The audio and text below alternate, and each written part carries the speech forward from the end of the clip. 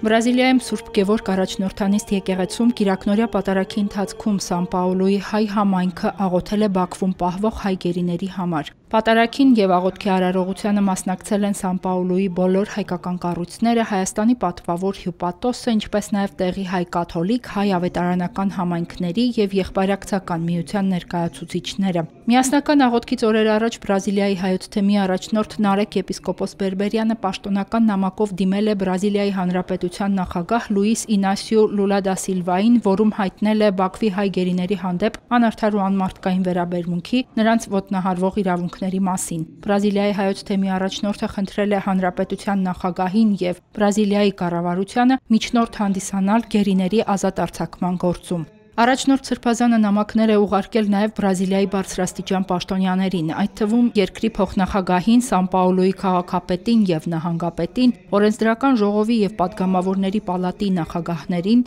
գլխավոր դատախազությանը, դատարանին, սենատորներին եւ падգամավորներին։ Բրազիլիան ոչ միայն հարավամերիկյան ամենախոշոր պետությունն է, այլև տարածքով ու բնակչության թվով աշխարհի խոշոր երկրներից է, անդամակցում է բազմաթիվ մեծ կազմակերպությունների, որոնցից են Միացյալ Ազգերի կազմակերպությունը, Մեծ 20-յակը, BRICS-ը։ Նարեկ Սրբազանի կոչին արդեն արձագանքել է Սան Պաուլոյի արքեպիսկոպոս կարդինալ Օդիլո Շերերը։ Կարդինալը հայտնել է իր մտահոգությունը Ադրբեջանում պահվող հայ ռազմագերիների հարցի շուրջ, հույս հայտնել, որ իրավիճակը միջազգային հանրության ուշադրությանը կարժանանա, մարդու իրավունքները կհարգվեն եւ անարդարությունը կկասեցվի։ Կարդինալը խնդրել է տեղի ծխական եկեղեցիներին աղոթել հայ ժողովրդի գերեվարյալ զավակների համար։ Հերմինե Հակոբյան, Արամայիս Սարգսակյան, եկեղեցական կյանք։